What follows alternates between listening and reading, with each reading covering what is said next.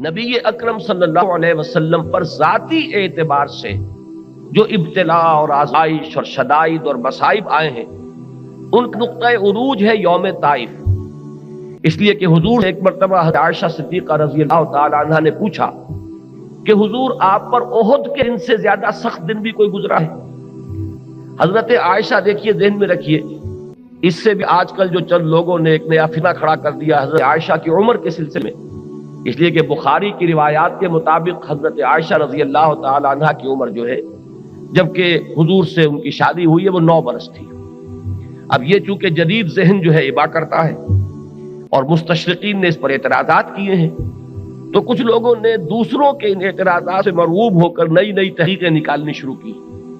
میں یہاں اس واقعے کے ضمن میں عرض کرتا چلوں کہ اس واقعے سے بھی ثابت ہو رہا ہے کہ حضرت عائشہ کا وہ دور جو ہے یوم طائف والا وہ شعور کا دور نہیں تھا.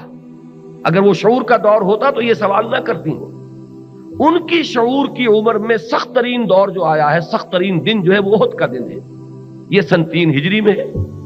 تو وہ جو سخت دن ہے کہ 70 صحابہ شہید ہوئے، حضور کے دندان مبارک شہید ہوئے، حضور کا چہرہ مبارک لہو لہان ہوا، حضور پر کافی دیر تک غشی طاری رہی، یہ ساری وہ کیفیات تھیں جو ان علم میں تھیں. تو انہوں نے اس کے حوالے سے پوچھا کہ حضور کیا آپ پر کوئی دن احد سے بھی زیادہ سخت گزرا ہے؟ یہ خود ثبوت ہے اس کا کہ جو مکی دور جو ہے حضور کی حیات طیبہ کا، وہ دور حضرت عائشہ کے شعور کا دور نہیں ہے. حضور نے فرمایا ہاں، طائف کا دن مجھ پر احد سے بھی کہیں زیادہ سخت تھا. اس کی وجہ یہ ہے کہ اگرچہ آپ مجروح زیادہ ہوئے ہیں طائف میں احد میں اور 70 صحابہ شہید ہوئے ہیں، لیکن یہ کہ آپ جنگ کی حالت میں تھے، آپ کے جانثار آپ کے دائیں بائیں موجود تھے، لوگوں نے اپنے سینوں کو آپ کے لیے ڈھال بنایا ہوا تھا. تو یہ نقشہ اور ہے اور طائف کا نقشہ اور ہے، اس لیے کہ اس میں صرف حضور تھے اور حضور کے ساتھ صرف زید ابن حارثہ رضی اللہ تعالی عنہ وصلی اللہ علیہ وسلم. اور اس وقت جو نقشہ بنا ہے، جو پتھراؤ ہوا ہے، جو رسوائی ہوئی ہے، رسوا سرے بازارے آں شوق سنگارے. میں تو یہ عرض کیا کرتا ہوں کہ آپ اپنی گلیوں میں کبھی کبھی دیکھتے ہیں تو مجذوب قسم کا آدمی آ جائے تو جو آوارہ قسم کے بچے چھوکرے ہوتے ہیں وہ اس کے گرد گھیرا ڈال کر تالیاں پیٹتے ہیں، کنکر مارتے ہیں، چھیڑتے ہیں. یہ جو نقشہ آپ کو اپنی گلیوں میں کبھی نظر آتا ہے، بعین ہی یہ نقشہ تھا طائف کی گلیوں میں اور محمد الرسول اللہ صلی اللہ علیہ وسلم کہ 3 اشخاص سے آپ ملنے گئے، تینوں نے ایسے سخت جواب دیے ہیں کہ وہ بجائے خود کافی تھے کلیجے سے پار ہونے کے لیے، لیکن اس کے بعد جو مزید انہوں نے کیا کہ اپنے ہاں کے اوباش لوگوں کو اشارہ کر دیا ذرا کی خبر لو. اب حضور واپسی کا سفر کر رہے ہیں لیکن اب وہ چھوکرے آ گئے ہیں اور انہوں نے پتھراؤ شروع کیا ہے. اور حضرت زید ابن حارثہ اب ادھر سے روکتے ہیں، اپنے آپ کو ڈھال بناتے ہیں حضور کے لیے، تو وہ پتھر ادھر سے آ رہا ہے. ادھر ہٹتے ہیں تو ادھر سے پتھراؤ ہو رہا ہے.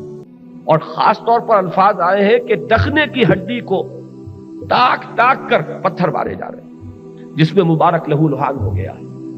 حضور صلی اللہ علیہ وسلم کمزوری کی وجہ سے، زیادہ خون بہ جانے کی وجہ سے، ضعف کی وجہ سے ایک جگہ بیٹھ گئے ہیں. تو 2 غنڈے آتے ہیں، ایک بائیں ہاتھ بغل میں ہاتھ ڈالتا ہے، ایک دائیں میں، اور آ کر دیتے ہیں کہ اٹھیے چلیے یہاں سے. یہ نقشہ ہے طائف کا. تو ذاتی ابتلا جو ہے محمد الرسول اللہ صلی اللہ علیہ وسلم پر، وہ اپنے نقطۂ عروج کو پہنچ گئی ہے یوم طائف میں.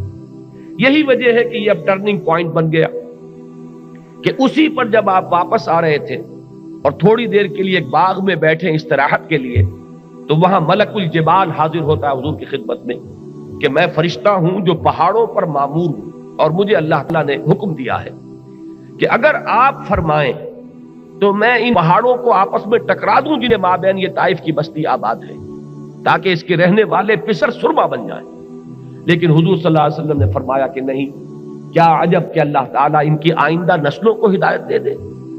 اور میں اس موقع پر کہا کرتا ہوں، اس وقت بھی ذہن منتقل ہو گیا کہ ہمیں خاص طور پر اس واقعے کے ساتھ ایک بڑا قلبی تعلق ہے، اس لیے کہ یہ جو باب الاسلام ہے سندھ جس میں آپ بیٹھے ہوئے ہیں، اس میں اسلام کا جھنڈا لے کر آنے والے محمد ابن قاسم ثقفی تھے، طائف کے رہنے والے. یہ ثقیف کا جو قبیلہ ہے یہ طائف کا قبیلہ ہے، وہ ثقفی تھے.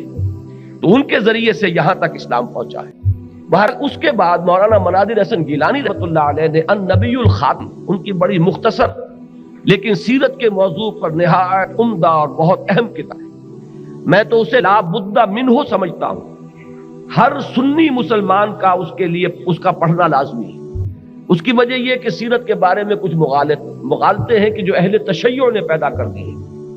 ان مغالطوں کو دور کرنے میں وہ بہت ہی مختصر کتاب جو ہے وہ بہت مفید ہے، اور بہت ہی بڑی بڑی ضخیم جلدوں پر میرے نزدیک وہ چھوٹی سی کتاب بھاری ہے، النبی الخاتم. اس میں انہوں نے یہ نقطہ بیان کیا ہے کہ طائف کا دن حضور کی سیرت مطہرہ میں ایک ٹرننگ پوائنٹ ہے، کہ گویا کہ طائف کے دن تک تو اللہ تعالی نے حضور کو حوالے کیا ہوا تھا لوگوں کے، کہ ہمارے اس نبی کو جس طرح چاہو ڈالو، جس طرح چاہو ایذائیں پہنچا لو، ہماری طرف سے کوئی غیبی امداد نہیں آئے گی، کوئی پروٹیکشن جو ہے وہ ہم نہیں دیں گے. ان کے صبر کا، ان کے ثبات کا، ان کے استقلال کا، ان کی ہمت کا، ان کی عزیمت کا جس طرح چاہو امتحان لے لو، ٹھوک بجا کر دیکھ لو.